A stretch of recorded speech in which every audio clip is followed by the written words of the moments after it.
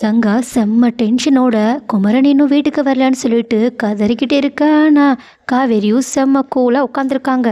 இதை பார்க்கும்போதெல்லாம் கங்காவுக்கு ரொம்பவே கோவம் வருது. அது மட்டும் இல்லாமல் அவங்க கண்டிப்பாக விஜய் இவகிட்ட எல்லா பிளானையுமே சொல்லியிருப்பாங்க. அதனால தான் இவ கூலாக இருக்கான்னு அந்த கோவத்தில் வேற இருக்காங்க. அப்போ கரெக்டாக விஜயும் குமரனும் உள்ள வர உடனே அவங்கள பார்த்த சாரதாவும் உடனடியாக அவங்களோட ஹஸ்பண்ட் முன்னாடி இருந்த அந்த வீட்டோட பத்திரத்தை எடுத்துகிட்டு வந்துட்டு விஜயோட கால்லையோ விழுந்துடுறாங்க. அது மட்டும் இல்லாமல் அந்த வீடு எனக்கு எவ்வளோ முக்கியம்னு உங்களுக்கு நான் ஒரு நாள் தான் சொன்னேன், ஆனால் அடுத்த நாளே எனக்கு அந்த வீட்டை மீட்டு கொடுத்துட்டீங்கள்ல, இதை நான் மறக்கவே மாட்டேன்னு சொல்ல.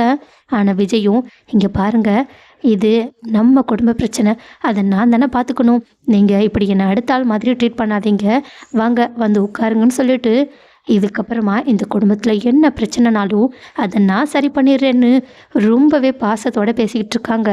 ஆனால் அப்போ கூட இதை பார்க்குற கங்காவும் ஆமாம், இவங்க எல்லா பிரச்சனையும் உண்டாக்கிக்கிட்டு அப்புறமா அந்த பிரச்சனை எல்லாத்தையும் இவங்களே தீர்த்து வைக்கிறாங்களாம், இது என்ன நியாயம்? அது மட்டும் இல்லாமல் எல்லா கிரெடிட்ஸையும் எப்படி இவங்க மட்டும் எடுத்துக்கலான்னு சொல்லிட்டு உடனடியாக சாரதா இந்த மாதிரி விஜயை புகழ்ந்துக்கிட்டு இருக்கும்போது, இங்கே பாருமா, இந்த விஷயத்த விஜய் மட்டும் தனியாக பண்ணலை, அதை அவங்களே சொல்கிறாங்க, என் புருஷனும் தான் விஜய்க்கு உதவி பண்ணியிருக்காங்க, நீ ஏன் அவங்கள ஒன்றுமே சொல்ல மாட்டேங்கிற? உடனே பாட்டி கங்காவோட நோஸ் கட் பண்ணுற மாதிரி, ஆமாம், இவ்வளோ நேரம் என் புருஷனை அப்பாவே ஏமாற்றி இந்த விஜய் கூட்டிகிட்டு போயிட்டான்னு சொல்லிக்கிட்டு இருந்த, இப்போ என்னடி என்னமோ உன் புருஷன் தான் எல்லாம் பண்ண மாதிரி பேசிக்கிட்டு இருக்கான்னு சொல்ல. ஆனால் விஜயும் ரொம்பவே பெருந்தன்மையோட, என்ன கங்கா, என் மேலே ரொம்பவே கோபமாக இருக்க மாதிரி தெரியுதே, அதெல்லாம் ஒன்றும் இல்லை, நான் நியாயத்தை தானே சொன்னேன். ஆமாம் ஆமாம், அதுவும் நியாயம்தான், ஏன்னா குமரன் இல்லைனா என்னால் இதை பண்ணியிருக்க முடியாதுன்னு சொல்ல. ஆனால் குமரனும் வழக்கம் போல் அவங்கள தாழ்த்திக்கிட்டு விஜயை உயர்த்தி பேச ஆரம்பிக்கிறாங்க. அது மட்டும் இல்லாமல் இந்த பிளான் மொத்தத்தையே போட்டது விஜய் தான், அதனால அதுக்கான கிரிட்டிக்ஸ் எல்லாமே விஜய்க்கு தான் போய் சேரணும்னு சொல்ல. இதை கேட்டுட்டு கங்கா இன்னுமே ஆத்திரத்தோடு உள்ளே கிளம்பி போயிடுறாங்க.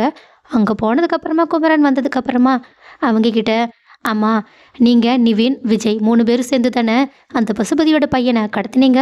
ஆமாம், அந்த பசுபதி பழி வாங்கணும்னா யாரை பழி வாங்குவான்? எங்கள் 3 பேரையும் தான்.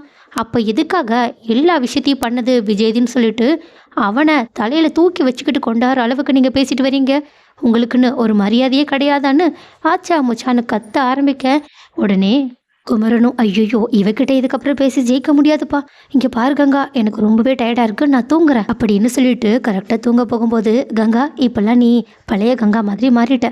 என்ன பழைய கங்கா மாதிரி மாறிட்டேன்னா அப்படி என்ன சொல்ல வரீங்க? ஆமாம், பழைய கங்கா இப்படி தான் எதுக்கெடுத்தாலும் கோவப்பட்டு கத்திக்கிட்டே இருப்பா. பாரு இப்போ நீ அதை எதை பண்ணிக்கிட்டு இருக்க? அது மட்டும் இல்லாமல் ஒன்றே ஒன்று மட்டும் ஞாபகத்தில் வச்சுக்கோ, உன் வயிற்றுல நம்ம குழந்தை வளர்ந்துக்கிட்டு இருக்கு, அதனால் கொஞ்சம் இவ்வளோ கோவப்படுறத தவிர்த்துக்கோன்னு சொல்லிட்டு அவங்க பாட்டுக்கு இழுத்து போத்தி தூங்க ஆரம்பிச்சிடுறாங்க.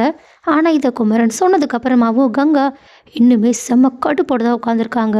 ஸோ கைஸ், இந்த கங்கா சீக்கிரமாக திருந்தினா நல்லாயிருக்கும்னு யாரெல்லாம் நினைக்கிறீங்க? அண்ட் ஆல்சோ இன்னொரு பக்கம் நிவினும் நிவினோட அம்மா கிட்ட செம்மையாக பிரச்சனை பண்ணிக்கிட்டு இருக்காங்க. யமுனாவோ நிவினோட அம்மாவை நக்கல் பண்ணிக்கிட்டு இருக்காங்க. ஆனால் நிவினும் ரொம்ப தெளிவாக 2 பேரையுமே எந்த இடத்துல வைக்கணுமோ அந்த இடத்துல தான் வச்சுக்கிட்டு இருக்காங்க.